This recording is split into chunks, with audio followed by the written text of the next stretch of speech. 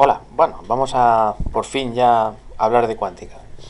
A ver, este vídeo va a ser muy breve porque voy a presentar los postulados de la mecánica cuántica y así un poco, más que nada para decirlos de una vez y ya en el siguiente vídeo empezamos a aclarar con ejemplos y cosas porque hay un montón de detalles y son, digamos, eh, unos postulados así que, bueno, muy generales y que así dichos tampoco se va a entender nada de lo que voy a decir. No soy muy esperanzador con eso, pero la única manera de que esto se entienda es poniendo ejemplos para, digamos, ir a pisar suelo firme y ver de qué va el asunto, ¿no? Pero claro, por algún momento, por algún sitio hay que empezar, así que voy a decir 4 o 5 postulados con los que empezar a jugar. Bueno, el primer postulado, que tenemos aquí, dice que existe un número complejo para cada proceso. Y ese número complejo se llama amplitud de probabilidad. ¿Qué quiero decir? Bueno, pues cuando digo proceso, podemos pensar eh, fácilmente que estamos hablando de que una partícula está aquí y después está aquí, ¿vale? Para eso, esto será un ejemplo típico con el que de hecho vamos a empezar de procesos. O sea, en un tiempo dado una partícula está en una posición dada y en un tiempo posterior la partícula está en otro sitio. Esto será un proceso con su inicio y su fin. Entonces, para este proceso que conecta dos puntos del espacio-tiempo, sí, no estoy hablando de nada de relatividad, ¿eh? O sea, recalco que los postulados son de la mecánica cuántica no relativista.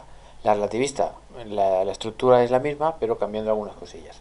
Pero eso ya todo llegará y seguramente haré algo de mecánica cuántica relativista, pero una vez hayamos hecho la mecánica cuántica normal, digamos. Muy bien, pues perfecto. O sea que para esta cosa habrá un número complejo. ¿Cómo se calcula? Eso ahora viene. Pero antes, el postulado 2. Si hay varias maneras de conectar el inicio con el fin del proceso, Φ1, Φ2, etc., entonces la amplitud del proceso es la suma de estas posibles maneras. ¿Qué quiero decir? Pues, por ejemplo, si la partícula para ir de aquí a aquí, por ejemplo, va en línea recta, bueno, pues esto es lo que llamaremos eh, la posibilidad o manera o alternativa 1. Pero la partícula, por ejemplo, puede hacer así. Pues esto será la alternativa 2. O puede, yo que sé, por ejemplo, hacer así. Pues esto será la manera de hacerlo 3. Entonces, cuando tengamos calculadas todas estas maneras de hacerlo, la manera, digamos, la única manera que hay, que es perdón, la manera, perdón, el proceso, la amplitud del proceso será la suma de estos números complejos. Sé que es un poco raro lo que estoy diciendo, pero cuando ponga un ejemplo creo que va a ser más fácil, ¿vale? De momento tenemos que pensar que esto se refiere al punto inicial y al punto final y que estas cosas que se suman se refieren a maneras de llegar desde el inicio hasta el final. Postulado 3. La probabilidad de que ocurra el proceso es este número complejo al cuadrado, o sea, su módulo al cuadrado. Bueno, no sé si lo he dicho alguna vez, así que lo digo en 2 segundos, que es el módulo de un complejo. Vamos a ver, que lo hago en 3 segundos, un ejemplo. A ver, por ejemplo, si un complejo es, yo qué sé, 2 más 3i, esto puede ser un complejo, pues el módulo se define de dos maneras. O bien 2 más 3i por 2 menos 3i, o sea, el módulo al cuadrado, me refiero, perdonadme. O sea, estoy hablando de que esto va a ser el módulo al cuadrado. Si queremos el módulo, hacemos la raíz y ya está. Es decir, el módulo de un complejo es el complejo multiplicado por lo que se llama su conjugado. El conjugado de un complejo es el mismo complejo, pero cambiando en donde haya una i, ponemos menos i. Entonces, la manera sencilla de decir el conjugado de un complejo. Bueno, pues este cálculo es el módulo del complejo al cuadrado. En este caso dará, pues 2 por 2 son 4, 2 por menos 3i es menos 6i, 3i por 2 es 6i, más por menos es menos, pero i por i es i al cuadrado, que es menos 1, por lo tanto queda Menos con menos es más, por lo tanto 3 por 3, 9. Esto se va y queda 13.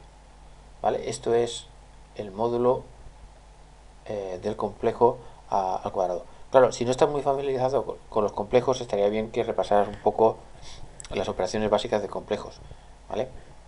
Y si hay alguna cosa muy rara, pues ya lo iré explicando. Pero doy por sentado un cierto bagaje con los números complejos. Nada, muy poco, ¿eh? Tampoco mucho. Muy bien, pues bueno, claro, alguien puede decir, oye, ¿cómo puede ser la probabilidad que dé 13, ¿no? Claro, porque estos complejos no van a salir los complejos que se llaman normalizados. O sea, no estoy diciéndolo, pero ya se va a sobreentender porque si no, no tendría sentido. Por eso digo que esto es un acercamiento de los postulados, pero hay muchos más detalles que iremos viendo. Ya se entiende que el número complejo asociado a un proceso no puede ser este. En todo caso, sería este. Yo que sé, por ejemplo, dividido entre 14. Me lo invento. De forma que cuando hiciéramos este número, o sea, el módulo al cuadrado, pues daría 13 partido 14 al cuadrado. Y esto es menor que 1, que es lo que tiene que ser. Este 14, estos números me los he inventado, ¿eh?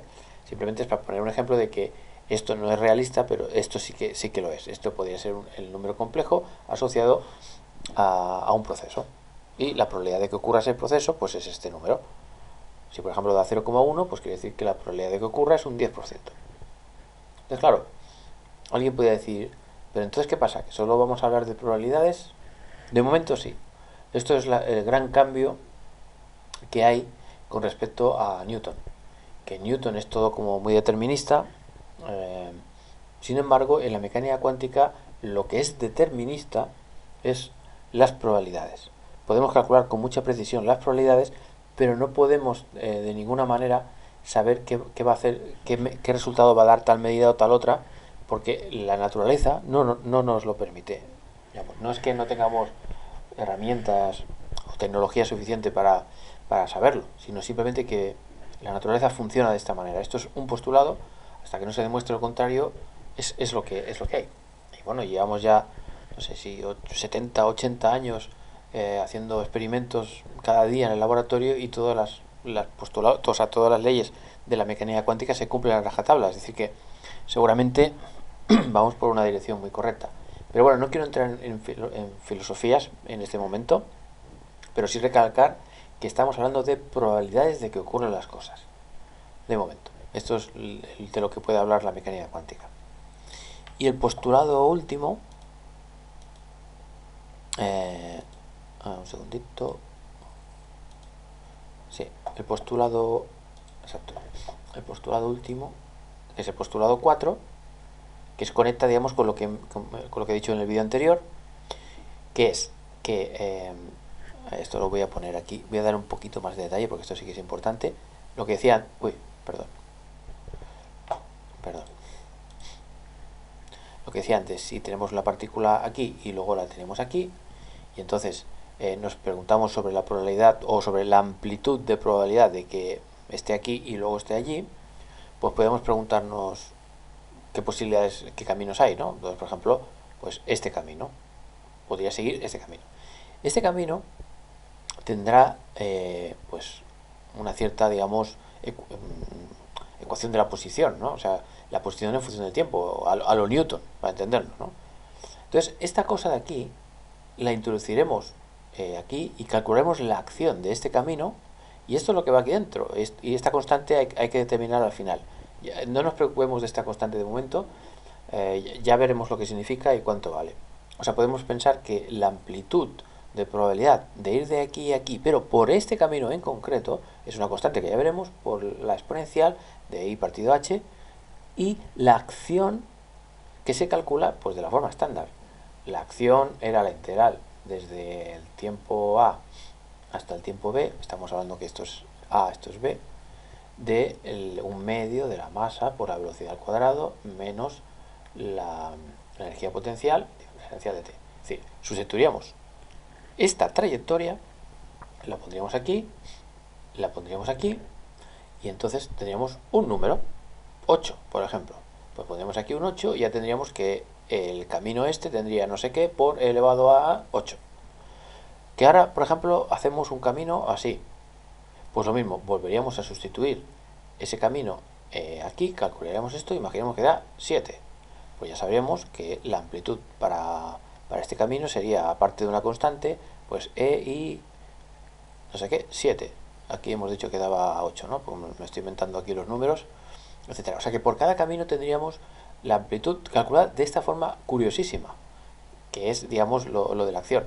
Si habéis visto el vídeo anterior, pues a lo mejor tan sorpresivo o sorprendente no es, porque antes con el vídeo de antes he intentado justificar por qué aparecía aquí la acción, digamos, ¿no? Pero resulta que haciendo, o sea, digamos, dando como un postulado, como una verdad, que esto es así, resulta que se nos reproduce la mecánica cuántica, los experimentos, y todo cuadra perfectamente. O sea que esto parece ser que es verdad. O sea que mediante el vídeo anterior y algunos razonamientos un poco esotéricos hemos llegado a lo que parece ser una verdad, por lo menos a día de hoy. ¿Vale? Pues esto es lo que significa. Una cosa muy importante es la siguiente. Si esto, por ejemplo, es una partícula libre, todos sabemos que en Newton una partícula libre sigue un camino recto a velocidad constante. Entonces, cuando sustituyéramos esta trayectoria, digamos, aquí, nos daría la acción, que es lo que hemos llamado en vídeos anteriores la acción clásica, ¿correcto? Es decir, que de todos estos posibles caminos, solo hay uno que es el correcto según Newton, ¿vale? Y además sabemos que este será el número mínimo. Por ejemplo, si esto da 8 y esto 7, pues aquí a lo mejor dará, pues, a ver que no me cabe, pues dará EI, H, no sé qué, 0,01, por ejemplo, ¿no? Es decir, la acción mínima. Esto es lo que hemos dicho que pasaba con Newton en los vídeos anteriores de esta misma lista de reproducción. ¿Vale? No hay ningún problema. Pero lo que estamos diciendo con la mecánica cuántica es que no solo hay que coger el camino clásico, sino que hay que coger todos los posibles caminos que conecten A con B para saber, digamos, la amplitud del proceso. Esto es la novedad. Esto es muy importante. O sea, aquí no va la acción clásica. Es decir, la acción calculada por el camino clásico. No. Va la acción, esta de aquí, calculada por el camino que nos dé la gana. De hecho, por todos los caminos posibles. ¿Vale? Porque aquí es lo que tenemos aquí, justo aquí arriba. O sea, tenemos que calcular la amplitud para cada caminito, todas las amplitudes, las sumamos y después hacemos el módulo al cuadrado y sabremos la probabilidad de que pase, que llegue de A a B. ¿Vale? Esto ya lo vamos a ir viendo, pero esto es un punto muy importante, muy importante. Luego, otra cosa importante es que no os he dicho cuánto vale esta constante, pero esta constante depende de la acción.